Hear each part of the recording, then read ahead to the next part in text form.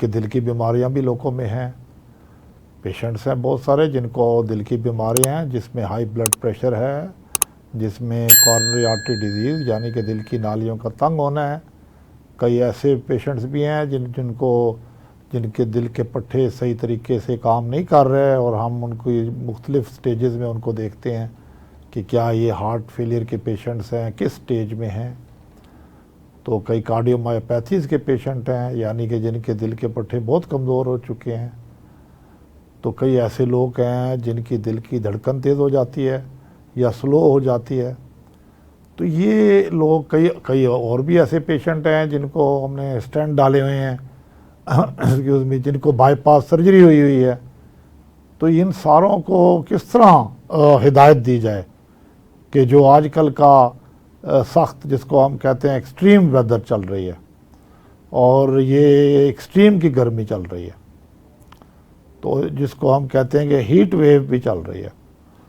तो ये बहुत सारे यानी कि एक हिस्सा है पॉपुलेशन का जिनके साथ किस तरह यानी कि बैठा जाए और उनको बताया जाए या उनको कम से कम जो हम प्रेजेंटेशन देते हैं, जो हम अपनी नॉलेज का जो भी हमारे पास अवेलेबल नॉलेज है उसको बांटते हैं ताकि उनको मैक्सिमम फ़ायदा पहुंचाया जाए।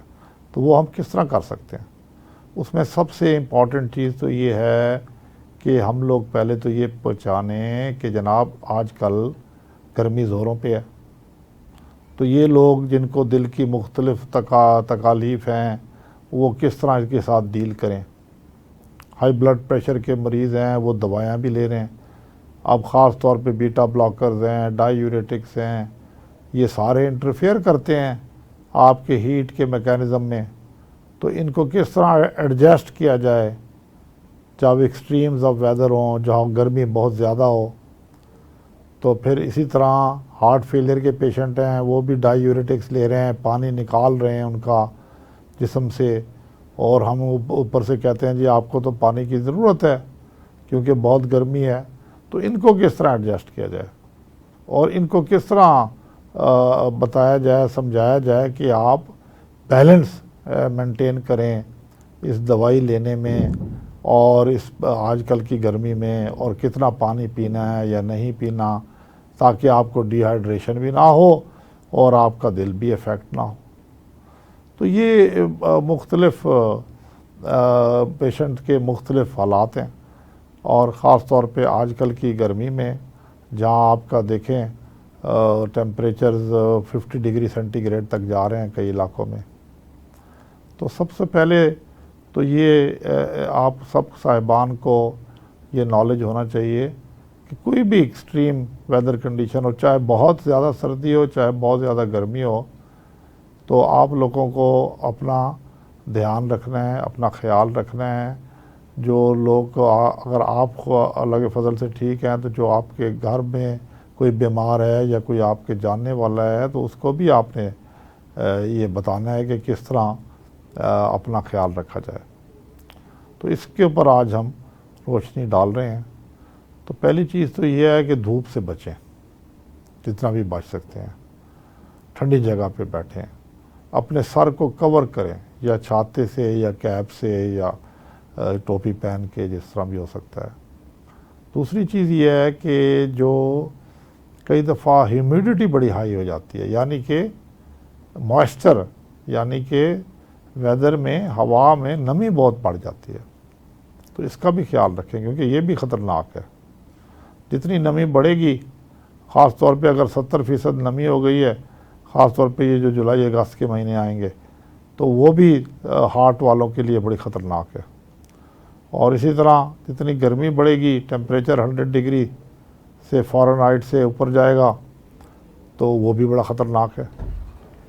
तो ये सारी चीज़ें अगर आपकी नॉलेज में होंगी तो तब भी आप उसके ख़िलाफ़ अपना तदाबीर करेंगे।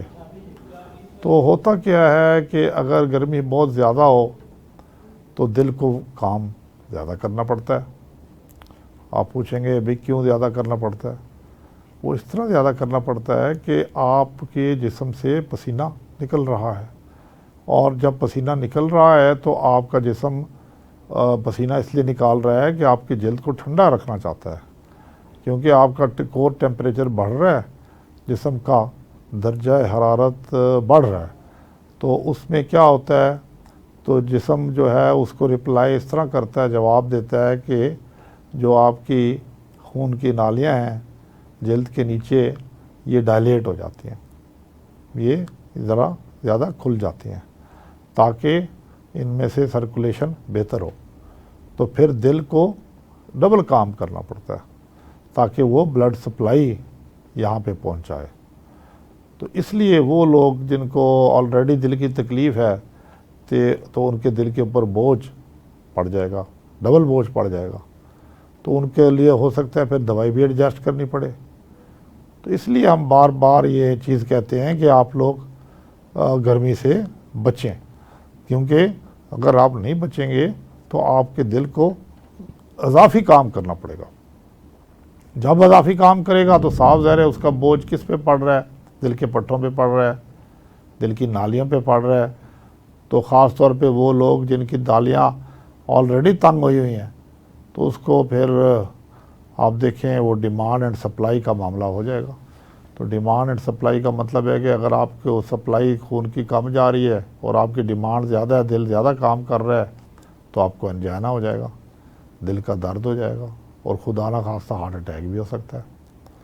तो इसलिए ये बताना भी ज़रूरी है कि अगर बहुत गर्मी हो तो दिल की अटैक के चांसेस बढ़ जाते हैं, कई गुना बढ़ जाते हैं। इसलिए आपने बड़ी एहतियात करनी है।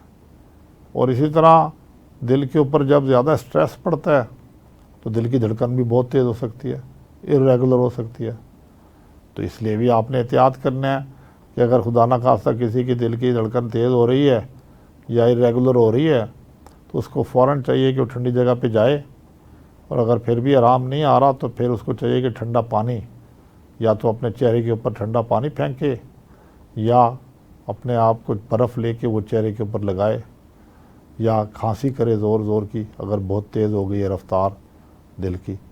तो ये सारे जो मैनूवर्स हैं, ये तरीके हैं, ये दिल की रफ़्तार को फिर कम करते हैं।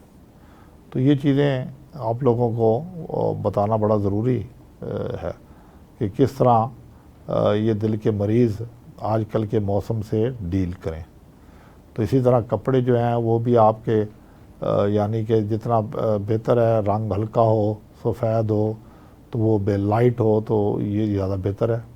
क्रीम कलर्ड हो तो क्योंकि उस पर धूप का असर कम होता है, और खुले कपड़े हों यानी कि लूज़ कपड़े हों ताकि उसमें आपको गर्मी कम से कम लगे। तो ये एक ज़रूरी अमल है कुदरत का कि जब भी गर्मी बढ़ती है तो आपको पसीना आने लग जाता है। तो पसीना जो है वो असल में आपको बचा रहा है, आपकी गर्माइश कम कर रहा है, आपका टेम्परेचर जो है यानी कि जो आपका जिस्म का टेम्परेचर है उसको कंट्रोल कर रहा है, इसलिए पसीना आ रहा है। और इसीलिए आपकी जो जल्द के नीचे नालियां हैं जिनमें खून की सर्कुलेशन हो रही है वो खुल जाती हैं, डायलेट कर जाती हैं ताकि वहाँ खून की सप्लाई भी बढ़ाई जाए। अब इसमें दूसरी चीज़ ये है कि आपने क्या खाना पीना है, हल्की ग़िज़ा खाएं, विटामिन्स का ख्याल रखें, स्पेशली विटामिन सी हो गई, फिर एक मिनरल्स हैं मैग्नीशियम हो गया, ये इनका ख्याल रखना आपके लिए बड़ा ज़रूरी है, क्योंकि ये भी आपको गर्मी से बचाते हैं। कोएंजाइम Q10 एक दवाई है, वो अक्सर हम दिल के मरीज़ों को देते हैं। ये सारे ये जो मेडिसिन्स हैं ये आपको उससे बचाते हैं। ये जो आजकल गर्मी इतनी ज़्यादा बढ़ी हुई है, ये हेल्प करते हैं डायरेक्टली और इनडायरेक्टली दिल को। तो फिर आप नींबू पानी पी सकते हैं, आप अपने आप को हाइड्रेट रखें यानी पानी ज़्यादा पिएं। ये भी देखें कि ये भी देखा गया है कि वो लोग जिनमें स्टेंट पड़े हुए हैं उनमें क्लॉट ना बन जाए। अगर आप पानी नहीं पी रहे तो आपका जो खून है गाढ़ा हो रहा है और वो गाढ़ा होकर वो क्लॉट भी बन सकता है यानी कि जम सकता है। तो वो आप कहेंगे जी स्टेंट बंद हो गया। तो इसलिए आपने बड़े तवज्जो से अपना ख्याल रखना है और अपनी हाइड्रेशन यानी कि पानी की मकदार को भी प्रॉपरली लेना है। कम से कम 8-10 गिलास आपने रोज़ के पानी के पीने हैं, और इससे ज़्यादा भी पी सकते हैं। तो घंटे में कम से कम 1 गिलास तो आप पी लें। और अगर वो अच्छा उसका टेम्परेचर भी अच्छा ठंडा हो तो वो बेहतर है। ज़रूरी नहीं कि बहुत ठंडा हो, लेकिन अच्छा उसका टेम्परेचर ठंडा हो, तो वो भी आपके लिए कूलिंग एक सूथिंग इफ़ेक्ट है। तो इस किस्म के मुख्तलिफ तरीके हैं जिनसे आप अपने आप को गर्मी से बचा सकते हैं। तो अगर अब आप आ जाएं कि जनाब पोल्यूशन हो रही है, एयर पोल्यूशन भी साथ देख लेना। हमारे यहाँ सिर्फ गर्मी नहीं है, गर्मी में एयर पोल्यूशन का भी एक जुज़ शामिल है। एयर पोल्यूशन क्यों हो रही है जी? स्मोक है, गर्दा जिसको कहते हैं ना, गर्दा है यानी कि मिट्टी है, और जो स्मोक है, लोग कई दफ़ा ये अपने जो चीज़ फेंकनी होती है उसको जला देते हैं। या ख़ास तौर पे अगर आप देहातों में जाएं तो गंदम की कटाई की है, उसके बाद उस जगह को जला दिया है, तो ये सारा ये क्या कर रहा है? स्मोक प्रोड्यूस कर रहा है। तो ये स्मोक हो गई, ये डस्ट हो गई, ये सारी चीज़ें जो हैं ये क्या कर रहे हैं? ये उसको स्मॉग बना रहे हैं, एयर पोल्यूशन कर रहे हैं। ये पर्टिकुलेट मैटर हैं, ये जब आप इनहेल करते हैं, जब आप सांस लेते हैं, सांस के ज़रिए ये छोटे छोटे ज़र्रात ये आपकी लंग्स में चले जाते हैं, यानी कि सांस की नाली के ज़रिए फेफड़ों में चले जाते हैं, उधर जाके ये जम जाते हैं, कुछ खून की नालियों में उधर से गुज़र जाते हैं, और उधर खून की नालियों में जाके ये जम जाते हैं, और उधर फिर क्लॉट बनाना शुरू कर देते हैं, जिससे आपका दिल भी इफ़ेक्ट हो सकता है, लंग्स तो इफ़ेक्ट हो ही रहे हैं। तो ये सारा एक साइकिल है जिसको आपने देखना है। तो सिर्फ गर्मी नहीं है, बल्कि गर्मी के अलावा एयर पोल्यूशन भी एक आपकी बड़ी मेजर कॉज है जो आपको प्रॉब्लम दे रही है। और ख़ास तौर पे हमारे ममालिक में पाकिस्तान है, इंडिया है, इस किस्म के जो करीब करीब मुल्क हैं, इन सारों में ये चीज़ें चल रही हैं। तो एक तो आपने गर्मी से बचना है, दूसरा आपने ये जो एयर पोल्यूटेंट्स हैं, यानी कि ये जो ज़र्रात हैं जो कि जिस तरह मैंने अर्ज़ किया, कुछ जलाने से, स्मोक से आ रहे हैं, कुछ डस्ट से आ रहे हैं, तो ये इन चीज़ों से भी बचना है। तो ये भी ख़तरनाक है। तो इनके लिए भी आपने देखना है कि अगर आप कोई इस किस्म की एक्टिविटी हो रही है तो उसको रुकवाया जाए या फिर इससे बचा जाए तो बेहतर है। यानी कि जितना भी आप इंडोर रहेंगे, ख़ास तौर पे ऐसे मौसम में, तो आप इनसे बचेंगे। कई दफ़ा आपको मास्क भी पहनने पड़ जाते हैं, जिसको नोज़ मास्क आप कहते हैं, ताकि ये जो हवा के ज़रिए पर्टिकुलरेट मैटर है, इससे ये जो छोटे ज़र्रात हैं इनसे बचा जाए। तो ये बेसिकली चीज़ें हैं जो आपने समझनी है, अपने आप को इन चीज़ों से बचाना है। तो अगर आप इस पे तवज्जो देंगे, ख़ुद भी अपने ऊपर भी ये चीज़ इसका अमल कराएंगे, अपने दोस्तों को भी समझाएंगे, तो इंशाअल्लाह अल्लाह के फ़ज़ल से आप बेहतर रहेंगे।